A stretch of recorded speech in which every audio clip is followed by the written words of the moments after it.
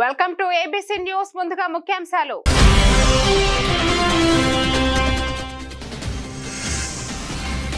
జిల్లా వ్యాప్తంగా యోగాంధ్ర ర్యాలీకి విశేష స్పందన. 2100 మందికి నగరంలో యోగాపై అవగాహన ర్యాలీ.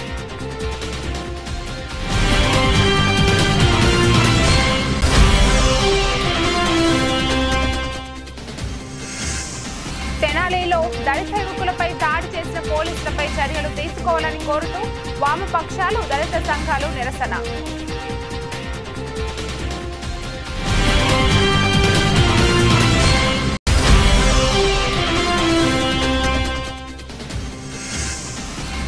జూలై 4న పాస్టర్ ప్రవీణ్ పగడాల సంస్మరణ సభ. ఇది హత్య అని నమ్మే ప్రతి ఒక్కరూ హాజరు కావాలి.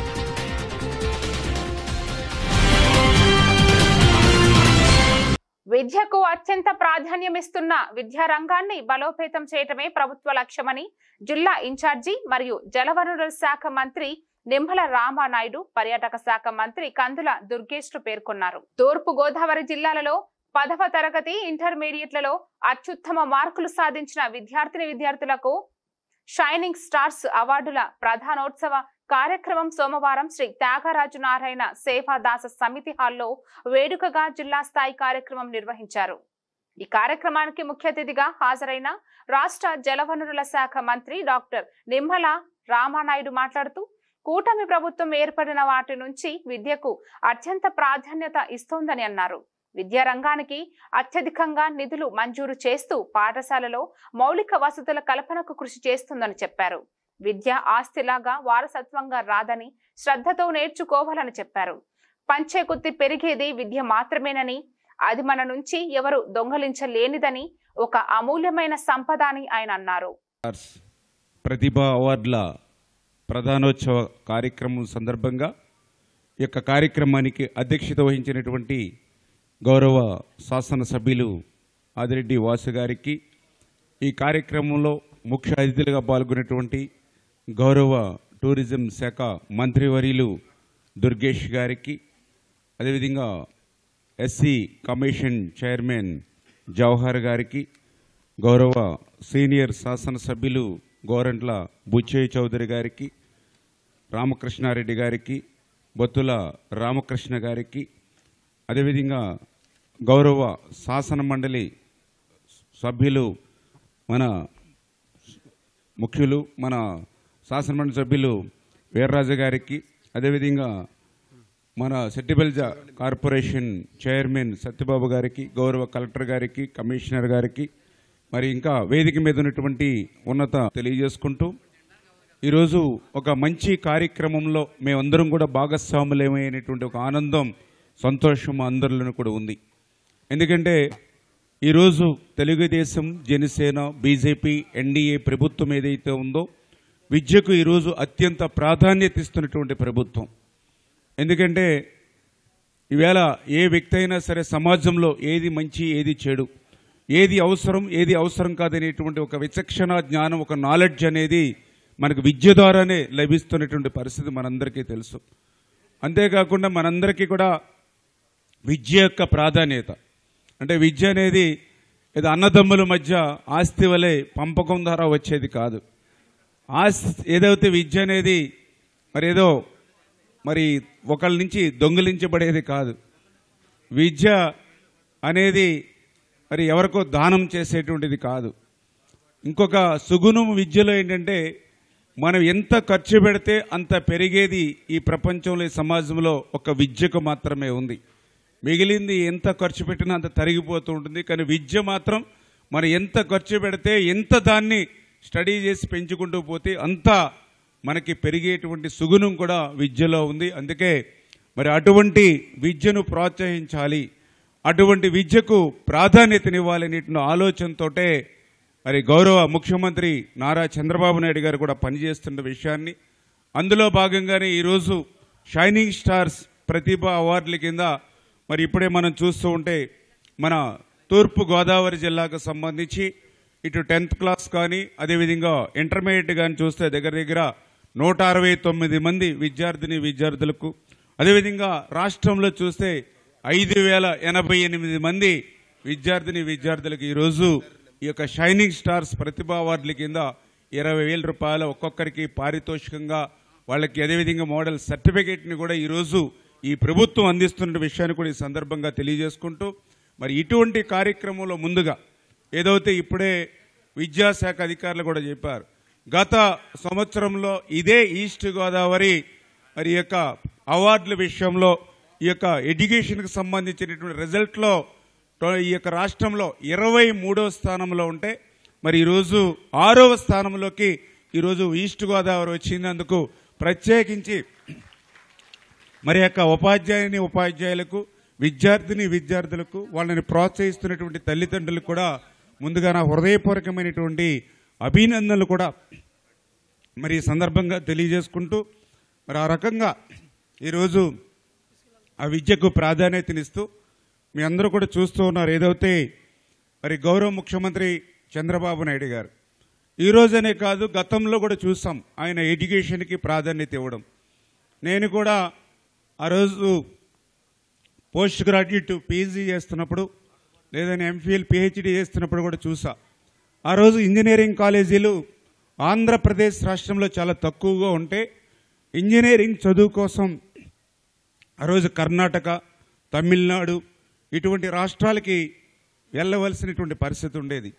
లక్షల రూపాయలు ఆ రోజు డొనేషన్ రూపంలో ఇతర రాష్ట్రాల్లో చెల్లించి చదువుకునేటువంటి పరిస్థితి ఆ రోజు ఇంజనీరింగ్ కాలేజీలో ఉండేది. అటువంటి స్థితిలో చంద్రబాబు నాయుడు గారు ఆలోచన చేసి ఆ రోజుల్లోనే ఆంధ్రప్రదేశ్ రాష్ట్రంలో ఒక్క సంవత్సరంలోనే 300 ఇంజనీరింగ్ కాలేజీల్ని ఆ రోజు రాష్ట్రంలో తీసుకొచ్చారని అంటే చంద్రబాబు నాయుడు గారి యొక్క ముందు చూపుకి అదొక నిదర్శనం. ఇంజనీరింగ్ కాలేజీల్ని తీసుకురావడమే కాదు, ఎవరైతే పెద్ద ఎత్తున చదువుని ఆర్జించారో విద్యను యోగా సాధన చేయడం ప్రతి ఒక్కరూ అలవాటుగా మార్చుకోవాలని ప్రజల్లో అవగాహన కల్పించే విధానంలో జిల్లా నుంచి సచివాలయ స్థాయి వరకు ర్యాలీ నిర్వహించనున్నట్లు జిల్లా యోగాంధ్ర నోడల్ అధికారి జిల్లా జాయింట్ కలెక్టర్ ఎస్ చిన్నరాముడు పేర్కొన్నారు.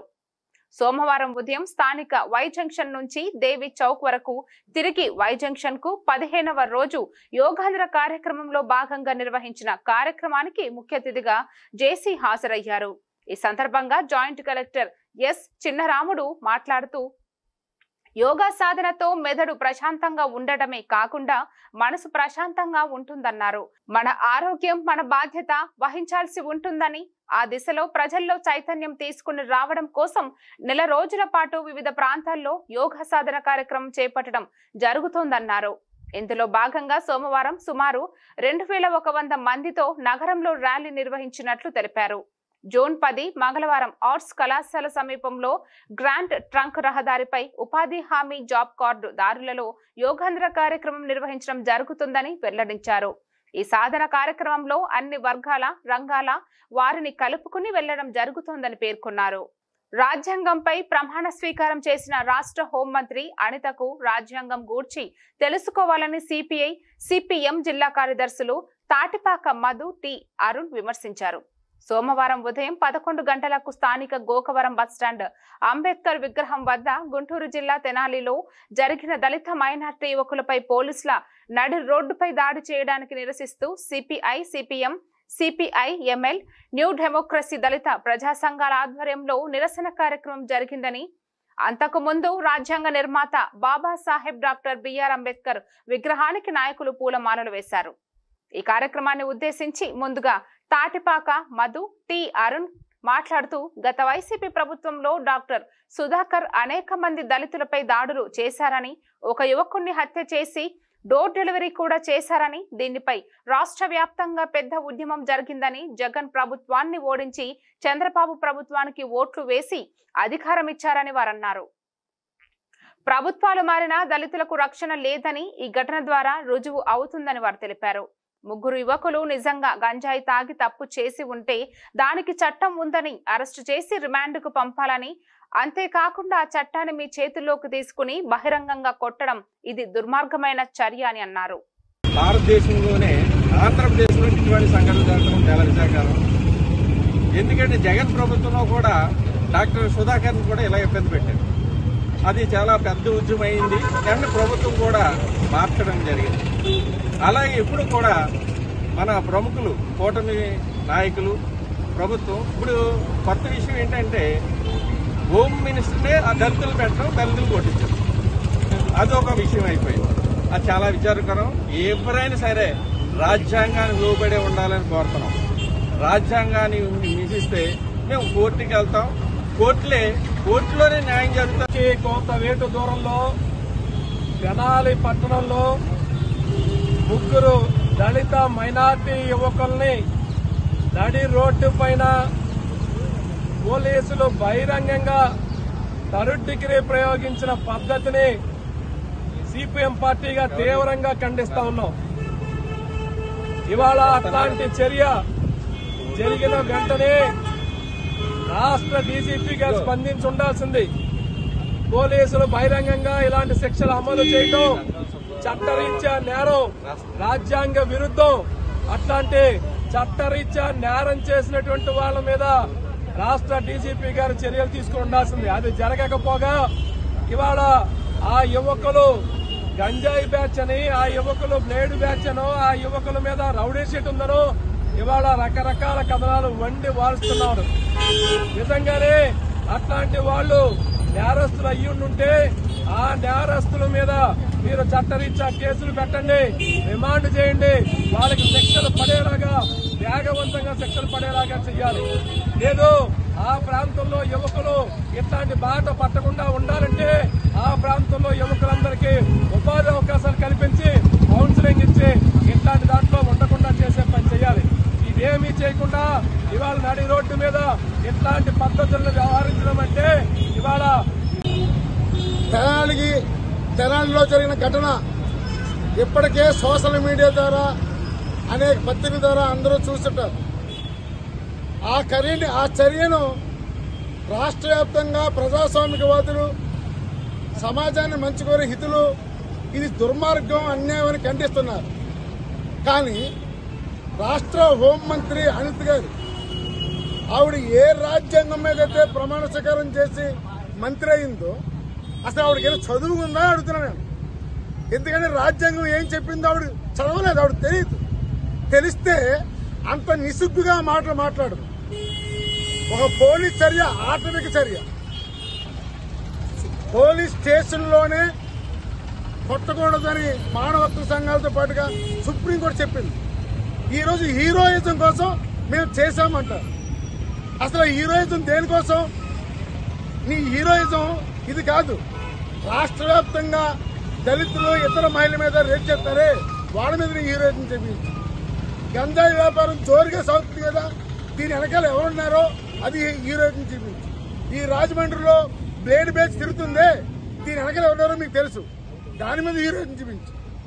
అమాయకమైన ఒక దళితుల మీద హీరోయిజం చూపిస్తావా? తప్పే చేశారు, తప్పు చేస్తే చట్టాన్ని చర్యలు తీసుకుంటావా? ఇక్కడ నుంచి ఉరి బహిరంగంగా వేసేస్తారా? ఇది చాలా దుర్మార్గం. దీన్ని వామపక్షాలతో పాటు దళిత సంఘాలతో ఖండిస్తున్నాయి. ఎందుకంటే ఒకటే కోరుతున్నాం, ఈ సంఘటన ఎప్పుడు జరిగినా చంద్రబాబు నాయుడు గారు నోరు మెదపలేదు. నిన్న ఒక సాక్షి ఛానల్లో అమరావతి మహిళల మీద అన్నారని దాన్ని మేము ఖండిస్తున్నాం. ఏ మహిళ జరిగిన తప్పే, కానీ దానికి స్పందించిన నువ్వు ఈ రాష్ట్రంలో దళితులు జరిగిన అన్యాయాల మీద నీ నోరు మెదిపోయిందే, నీకు ఇష్టమైన బాధగా ఉందా? ఇమ్మీడియట్లీగా నీకు నిజంగా ఈ దళిత బడుగు బలహీన ప్రేమ చిత్తశుద్ధి ఉంటే, నీకు రాజ్యాంగం మీద నమ్మకం ఉంటే ఇమ్మీడియట్లీగా ఆ రోజు దోషులు ఉన్నారో ఆ సిఐతో పాటుగా కానిస్టేబుల్ అందరినీ కూడా తక్షణమే అరెస్ట్ చేసి వాళ్ళు సస్పెండ్ చేయమని మేము కోరుతున్నాం. విచారణ చేసి దోషులు శిక్షించాలని కోరుతున్నాం. లేని పక్షంలో రాష్ట్ర వ్యాప్తంగా దళిత సంఘాలు, వామపక్షాలు, కార్మిక సంఘాలు అందరూ కలిపి పెద్ద ఎత్తున ఉద్యమం చేస్తామని సందర్భంగా తెలియజేస్తున్నాం. తాటిపాక మధు, సిపిఐ జిల్లా కార్యదర్శి. రాజమహేంద్రవరం పాస్టర్ ప్రవీణ్ పగడాల సంస్మరణ సభ జూలై 4న నిర్వహిస్తున్నట్లు మాజీ ఎంపీ జీవి హర్ష కుమార్ తెలిపారు. ప్రవీణ్ పగడాలది ప్రమాదం కాదు, హత్య అని నమ్మే ప్రతి ఒక్కరూ కుల మతాలకు అతీతంగా హాజరు కావాలని ఆయన కోరారు. రాజీవ్ గాంధీ కళాశాల సమావేశం మందిరంలో సోమవారం ఏర్పాటు చేసిన మీడియా సమావేశంలో ఆయన మాట్లాడుతూ ఇది ప్రమాదమైతే పాస్టర్ ప్రవీణ్ పగడాల ఇంటి నుంచి ఐప్యాడ్, ల్యాప్టాప్ ఎందుకు తీసుకువెళ్లారని ప్రశ్నించారు. కోర్టు సూచనల మేరకు పోలీసులు ఎటువంటి ఇబ్బందులు, ఆటంకాలు కల్పించకుండా సభకు అనుమతి ఇవ్వాలని కోరారు. కూటమి ప్రభుత్వం సూపర్ 6 పథకాలు అమలు చేయడంలో విఫలమైందని హర్షకుమార్ విమర్శించారు. ఏడాది అయినప్పటికీ ఒక్క గ్యాస్ సిలిండర్ తప్ప మరే పథకం అమలు చేయలేదని, ఇది ప్రజలను మోసం చేయడమేనని ఆయన ధ్వజమెత్తారు. దళితులపై దాడులు పెరిగాయని, ఎదిరించిన వారిపై కేసులు నమోదు చేస్తున్నారని ఆరోపించారు.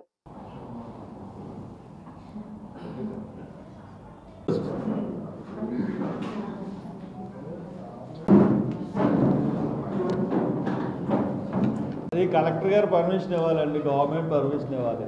కాకుండా కట్టే ఉద్దేశం మట్టుకు రాజధాని స్టాటస్ ఇచ్చిన తర్వాత ఎక్స్టెండెడ్గా మెల్లిగా చేసుకుంటే వెళ్ళాలి తప్పితే మళ్ళీ ఇంకోటి అందరినీ ఖాళీ చేసి ఏం చేసుకుంటారు? ఏం ప్రాజెక్టులు ఉన్నాయి అంటే ప్రజల దగ్గర దారుణంగా ప్రజల సొమ్ముని భయంకరంగా దోచుకుంటున్నాడు తప్పితే ఇంకోటి ఏం లేదు. మొన్న ఆయన అన్నాడు, ప్రవీణ్ పగడాల సహజ మరణం అయితే, ప్రవీణ్ పగడాల అంట పాస్టర్ అంట, సహజ మరణం అయితే ఈ పార్టీ మన ఏదో హత్య జరిగిందని చెప్పి కొంచెం చిల్లరగా మాట్లాడాడు. మీరు చిల్లరగా మాట్లాడారన్న విషయం ప్రజలు గమనించారు. మరి ఎందుకు మీరు మా మీటింగ్ జరగకుండా హైకోర్టులో వాదోపవాదాలు చేస్తూ ఉన్నారు? మా లాయర్ అడిగాడు, క్లియర్ అవ్వకపోతే మటుకు మళ్ళీ హైకోర్టుకి రాతపూర్వకంగా ఇమ్మని చెప్పింది. రాతపూర్వకంగా ఇవ్వాల్సిన పరిస్థితులు కూడా ఉంటాయి. కాబట్టి ఈ ప్రవీణ్ పగడాల సంస్మరణ సభ జూలై 4న హత్యని భావించిన ప్రతి ఒక్కళ్ళు ఆంధ్రప్రదేశ్లో హిందూ, ముస్లిం, క్రిస్టియన్ అన్న భేదం లేకుండా సెక్యులర్ వాదులందరూ, మేము ఏ మతానికి వ్యతిరేకం కాదు, గవర్నమెంట్ని క్వశ్చన్ చేస్తున్నాం. హత్యని ఎందుకు యాక్సిడెంట్ అని చూపెడుతున్నారు? దానికి కారణం ఏంటి? హత్యని మీకు తెలుసు. హత్య కాకపోతే ఎందుకు యాక్సిడెంట్ అయితే ఎందుకు ల్యాప్టాప్ తీసుకెళ్లారు, ఎందుకు ఐప్యాడ్ తీసుకెళ్లారు? కాబట్టి దాన్ని కూడా మేము 4వ తారీఖున ఆ మీటింగ్లో ఎక్స్ప్లెయిన్ చేస్తాం. కాబట్టి ఈ తెలుగుదేశం వచ్చిన ఈ సంవత్సరం అయింది కాబట్టి ఒక్కసారి మిమ్మల్ని ఆత్మపరిశీలన చేసుకోండి. మీరు ఎంత ప్రజల్ని మోసం చేస్తున్నారో ఒక్కసారి మీ పెద్దలందరూ కూర్చుని, మీ పాలిట్ బ్యూరో ఏదో ఉంటుంది కదా, అన్ని పార్టీలు కూర్చుని ఆలోచించుకుని చేసుకోండి. లేదంటే మిమ్మల్ని తుక్కు కింద ఓడించడానికి ప్రజలు రెడీగా ఉన్నారు.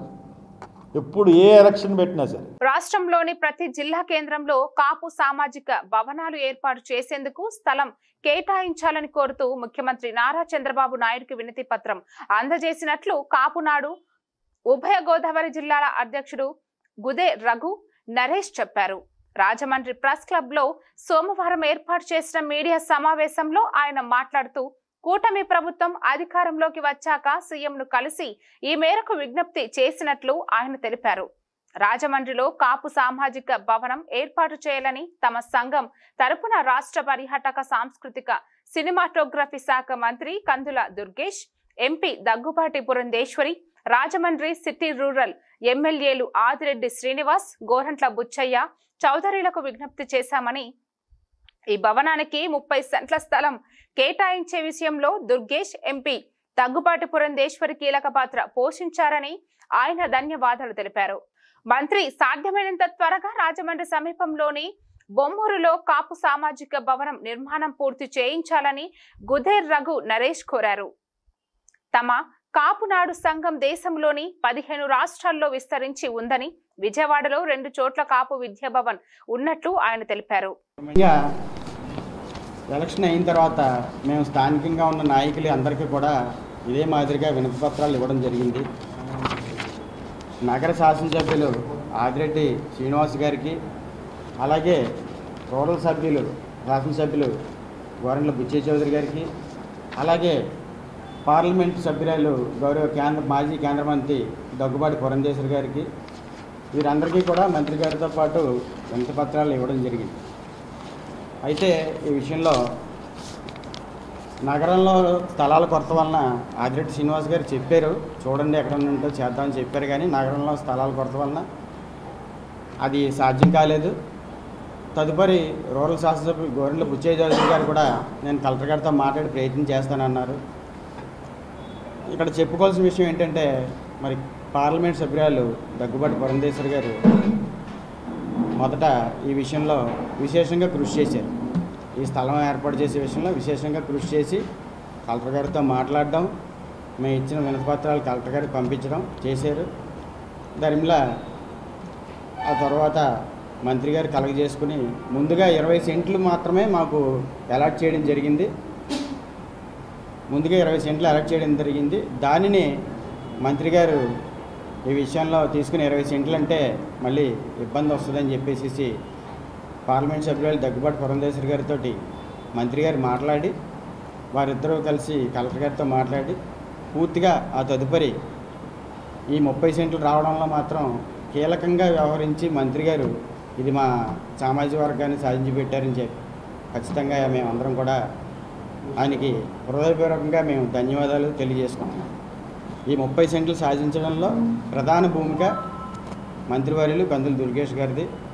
మరొకసారి మేమందరం ధన్యవాదాలు తెలియజేసుకుంటున్నాం. రాజధాని అమరావతితో పాటు మహిళలపై సీనియర్ జర్నలిస్ట్ కృష్ణంరాజు చేసిన వ్యాఖ్యలు సరికాదు. జగన్ సతీమణి భారతిపై తెదేపా కార్యకర్త అనుచిత వ్యాఖ్యలు చేస్తే పార్టీ నుంచి తొలగించడమే కాకుండా జైలుకు పంపించారని తెలుగు మహిళా రాష్ట్ర ప్రధాన కార్యదర్శి మజ్జి పద్మ గుర్తు చేశారు. రాజమండ్రి ప్రెస్ క్లబ్ లో ఆదివారం విలేకరుల సమావేశంలో ఆమె మాట్లాడారు. పంచరామాల్లో ఒకటైన అమరావతికి ఎంతో చారిత్రక నేపథ్యం ఉందన్నారు. సాక్షి మీడియాలో సీనియర్ జర్నలిస్టు మహిళలను అగౌరవపరిచేలా మాట్లాడడంపై సహించేది లేదన్నారు. జనసేన నాయకురాలు రాజేశ్వరి మాట్లాడుతూ తెలుగు ప్రజల మనోభావాలు దెబ్బతినేలా మాట్లాడితే చూస్తూ ఊరుకోమని హెచ్చరించారు. రాజధాని నిర్మాణానికి రైతులు స్వచ్ఛందంగా భూములను ఇచ్చారని, అలాంటి రైతు కుటుంబాల్లోని మహిళలను కించపరిచేలా మాట్లాడటం సరికాదన్నారు. సమావేశంలో మద్దామణి, ప్రమీల మహిళా నాయకురాలు పాల్గొన్నారు.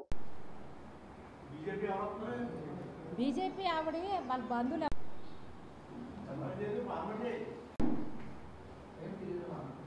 అంతా కూడా సరిదిద్దుకొని వస్తున్నారు. ఈరోజు ప్రజల్ని ఏ ముఖం పెట్టుకుని వచ్చి మీరు అడుగుతారని చెప్తున్నాను. ఇవాళ అమరావతిలో ఉన్న ప్రతి మహిళకి కూడా ఒకటే చెప్తున్నా, వైసీపీ పార్టీ అనేవారు ఎవరైనా అమరావతిలో అడుగు పెడితే చీపులు తీసి తరిమి కొట్టాలని మీ అందరినీ నేను చెప్తున్నా ఉన్నాను. బాబాయ్ గొడ్డల పోటు మీరు వెన్నుపోట్ల కోసం మాట్లాడతారు. మన రోజు గంగిరెద్దు లేదు. వెన్నుపోటు కోసం ఎవరమ్మా మాట్లాడేది? వెన్నుపోటు పొడిచావు. 3000 పెన్షన్ ఇస్తారని చెప్పేసి ఆ రోజు ఎన్నికల మేనిఫెస్టోలో నువ్వు పెట్టి గెలిచిన తర్వాత సంవత్సరం 250 రూపాయలు మాత్రమే పెంచావు. అన్న క్యాంటీన్లు మూసేసావు, సచివాలయం కూల్చేసావు, రాష్ట్రాన్ని అప్పులమయం చేసావు. మాట్లాడితే రంగులేడు రంగులు తీయడు. రాష్ట్రం ఈ డబ్బు ఎవరిదే? మేము పన్నుల రూపంలో కడుతున్న ప్రతి రూపాయి మాది. మా ధనాన్ని 5 సంవత్సరాలు కూడా దుర్వినియోగం చేసావు నువ్వు. ఇవాళ మీ అందరి పని కూడా భర్తం పడతామని, దీని మీద వెంటనే యాక్షన్ తీసుకోవాలని, వాళ్ళని అరెస్ట్ చెయ్యాలని ఈరోజు యావత్ భారతదేశ మహిళలందరూ కూడా డిమాండ్ చేస్తున్నా. వారి మీద వెంటనే చర్యలు తీసుకోవాలి. చర్యలు తీసుకునే వరకు కూడా మేము ఈ పోరాటాన్ని ఆపమని చెప్పేసి తెలియజేసుకుంటున్నాం.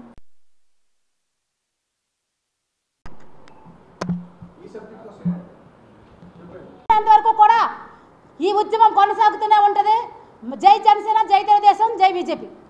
గత 2 రోజుల క్రితం ఏదైతే దేవతల రాజధాని చంద్రబాబు నాయుడు గారు మరి ప్రస్తావిస్తే దాన్ని వేసే రాజధాని అని చెప్పేసి సాక్షి డిబేట్లో మరి శ్రీనివాసరావు గారు ఆధ్వర్యంలో జరిగిన డిబేట్లో మరి కృష్ణరాజు గారు అమరావతి రైతులను వేసే రాజధాని అని సంబోధించినందుకు ఈ రోజున రాష్ట్రంలో ఉన్న ప్రపంచంలో ఉన్న మహిళలందరం కూడా ఇవాళ చెప్పులు తీసి కొడతామని చెప్పేసి మేము తెలియజేసుకుంటున్నాం.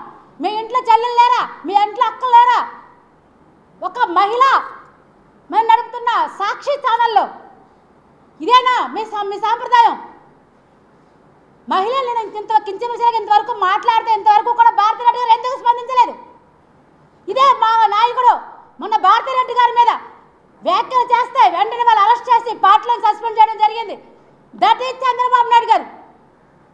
మీ పార్టీలో ఎందుకు మహిళలపై కక్ష, ఎందుకు పేటీఎం బ్యాచ్ని సపోర్ట్ చేస్తున్నారు? అమరావతి రాజధాని డెవలప్ అవుతుంది, ఒక సింగపూర్ సిటీగా తయారు చేసే సత్తా చంద్రబాబు నాయుడు గారికి ఉంది. రాబోయే రోజుల్లో ఆ కళ నెరవేరుస్తుంది. దీని మీద ఏదో రకంగా బురద చల్లాలి, అమరావతి రైతులు మానసికంగా దెబ్బతీయాలి అని చెప్పేసి ఒక కుట్రతో దీని వెనకాల ఒక కుట్ర నడుస్తుంది. ఈ కుట్రతో ఈ రోజున ఇలాంటి అనుచిత వ్యాఖ్యలు చేసి మరి అమరావతి రైతులు కించపరిచినందుకు, అమరావతి అనేది పంచారామంలో ఒక క్షేత్రం, కృష్ణమ్మ పడవలు తొక్కే నది తీరాన ఉన్న అమరావతిని ఇంత దారుణంగా మాట్లాడుతున్నారంటే మరి అసలు మీరు మనుషులని అడుగుతున్నాం మేము. తూర్పుగోదావరి జిల్లా జనరల్ సెక్రటరీ జనసేన పార్టీ తరఫున ఉమ్మడి కూటమి ప్రభుత్వం తరఫున నిన్న వైసీపీ పార్టీ మద్దతుదారులైన కృష్ణరాజు గారు మాట్లాడిన వ్యాఖ్యలకు మేము తీవ్రంగా నిరసన వ్యక్తం చేస్తూ ఒకటే చెప్తున్నాం. మేము విడివిడిగా పార్టీలు ఉన్నప్పుడే వైసీపీ పార్టీ మమ్మల్ని గెలవలేకపోయింది. ఇప్పుడు ఉమ్మడి కూటమి పార్టీగా ఉండగా ఆంధ్ర రాష్ట్ర ప్రజల మనోభావాలు దెబ్బతినేలాగా వైసీపీ మద్దతుదారులు కానీ వైసీపీ పార్టీ నాయకులు కానీ మాట్లాడితే పవన్ కళ్యాణ్ గారు అధఃపాతాలోకాన్ని ఒక్కసారి తొక్కితేనే మీరు 11 సీట్లకి వెళ్ళిపోయారు. అదే ఆంధ్ర రాష్ట్ర ప్రజలు మొత్తం తొక్కితే మీరు మళ్ళీ లేవరన్న విషయాన్ని ఇంకొకసారి హెచ్చరిస్తున్నాము. అంతేకాదు అమరావతి దేవతల రాజధాని అని చంద్రబాబు నాయుడు గారు పవన్ కళ్యాణ్ గారు అంటే మీరు వేశ్యల రాజధాని అని ఎలా మాట్లాడగలుగుతున్నారు? ఈ 5 సంవత్సరాల్లో రాజధాని ఎక్కడుందో తెలియక ఎంతోమంది ఏ వృత్తి చేసుకోకుండా ఆగిపోయారు. ఈరోజు రాజధాని అమరావతి ఏర్పడిన తర్వాత ఆ చుట్టుపక్కల ప్రాంతాల్లో అనేక వృత్తుల వారు, పేద మధ్యతరగతి వారు, నిరుపేదలు కూడా అక్కడ ఏదో ఒక జీవనోపాధి దొరుకుతుంది కదా వచ్చి అక్కడ కుటీరాలు ఏర్పాటు చేసుకుని అక్కడ వృత్తులు చేసుకుంటుంటే వాళ్ళని వేశ్య గృహాలు అంటారా? వాళ్ళని వేశ్య వృత్తులదారులు అంటారా? ఏ సంస్థ చెప్పిందండి మీకు వేశ్యలు అని చెప్పి? అంటే మీ ఇంట్లో ఉన్న ఆడవాళ్ళు మాత్రం పతివ్రతలు, మధ్యతరగతి పేదవాళ్ళు పనులు చేసుకుంటాడానికి వచ్చిన వాళ్ళు మాత్రం వేశ్యలా మీకు? అంటే మీ ఇంట్లో ఉన్న వాళ్ళు మాత్రమే ఇదే జీవనోపాధి కోసం మీ ఇంటి చుట్టూరు కూడా పేదవాళ్ళు అనేక మంది పనులు చేసుకుంటూ ఉంటారు. అప్పుడు ఇది మీది వేశ్య గృహం అవుతుందా? అలాగే జగన్మోహన్ రెడ్డి గారిని అంటే ఒప్పుకుంటారా మీరు? మరి అమరావతి చుట్టూ ఉన్న వాళ్ళు మాత్రమే వేశ్యలు ఎందుకు అవుతున్నారు అసలు? అంటే మీకు అమరావతి పవన్ కళ్యాణ్ గారన్నా చంద్రబాబు నాయుడు గారన్నా మంట, మీకు ఆ మంటలా మాట్లాడుకోవాలి తప్ప ఆంధ్ర రాష్ట్ర ప్రజల మనోభావాలు దెబ్బతినేలా మాట్లాడితే మాత్రం చెప్పులు ఇచ్చుకుని తరిమి కొట్టే రోజులు వస్తాయని తెలియజేస్తున్నాం. జై జనసేన, జై తెలుగుదేశం, జై బీజేపీ. నగరాన్ని అన్ని విధాల అభివృద్ధి చేస్తున్నామని, త్వరలోనే సుందరమైన నగరాన్ని ప్రజలు చూస్తారని రాజమండ్రి సిటీ ఎమ్మెల్యే ఆదిరెడ్డి శ్రీనివాస్ అన్నారు.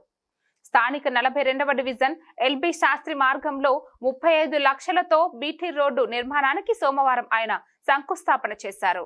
అనంతరం ఎమ్మెల్యే ఆదిరెడ్డి శ్రీనివాస్ మాట్లాడుతూ నగరంలో ఏ ప్రాంతంలో చూసినా ప్రస్తుతం అభివృద్ధి పనులు జరుగుతున్నాయన్నారు. ప్రజల ఆలోచనలకు తగ్గట్టు వారికి ఏ అభివృద్ధి కావాలో ఆ పనులు మాత్రమే చేయడం జరుగుతోందన్నారు.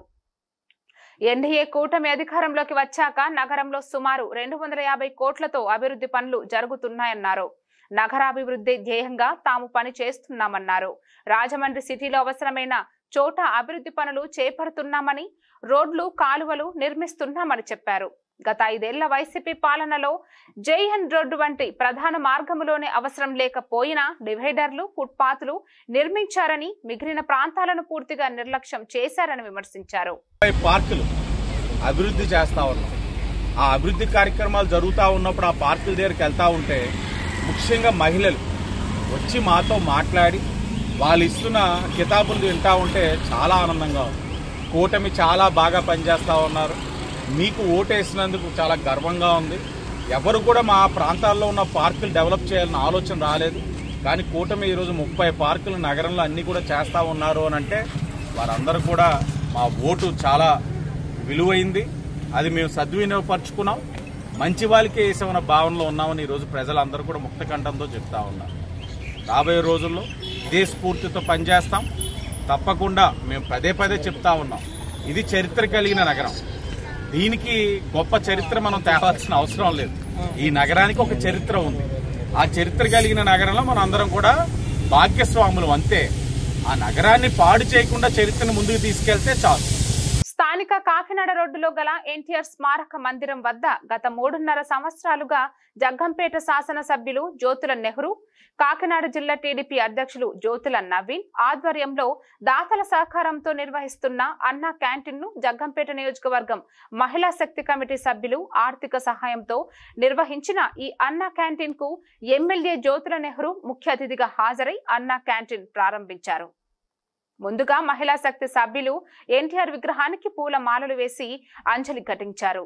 ఈ సందర్భంగా అనంతలక్ష్మి మాట్లాడుతూ తెలుగుదేశం ప్రభుత్వం పేదవారి ఆకలి తీర్చేందుకు అన్నా క్యాంటీన్ ఏర్పాటు చేస్తే తర్వాత వచ్చిన వైసీపీ ప్రభుత్వం అన్నా క్యాంటీన్లను రద్దు చేయడంతో ప్రతిపక్షంలో ఉండి కూడా తెలుగుదేశం ఎక్కడికక్కడ టీడీపీ నాయకులు కార్యకర్తల సహకారంతో అన్నా క్యాంటీన్లు ఏర్పాటు చేయడం జరిగిందని, అందులో భాగంగా జగ్గంపేటలో కూడా గత 3.5 సంవత్సరాలుగా అన్నా క్యాంటీన్ నిర్వహిస్తున్నామని, ఈ రోజు జగ్గంపేట నియోజకవర్గం మహిళా శక్తి కమిటీ సభ్యులు అందరూ కలిసి అన్నా క్యాంటీన్ అన్నదానం నిర్వహించామని, మళ్లీ కూటమి ప్రభుత్వం జగ్గంపేట అన్నా క్యాంటీన్ కు శంకుస్థాపన చేయడం జరిగిందని, తొందరలోనే ఏర్పాటు అవుతుందని, అప్పటి వరకు దాతల సహకారంతో కొనసాగిస్తామని అన్నారు.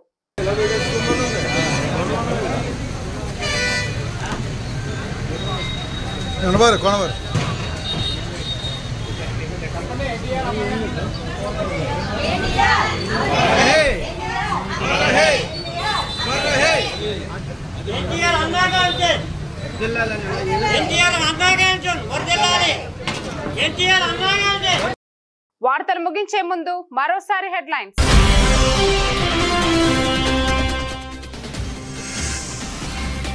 జిల్లా వ్యాప్తంగా యోగాంధ్ర ర్యాలీకి విశేష స్పందన. 2100 మందికి నగరంలో యోగాపై అవగాహన ర్యాలీ.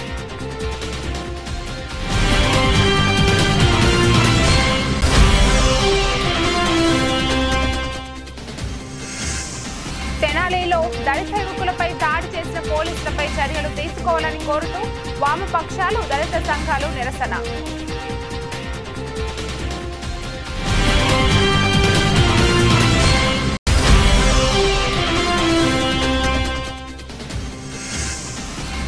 జూలై 4న పాస్టర్ ప్రవీణ్ పగడాల సంస్మరణ సభ. ఇది హత్య అని నమ్మే ప్రతి ఒక్కరూ హాజరు కావాలి.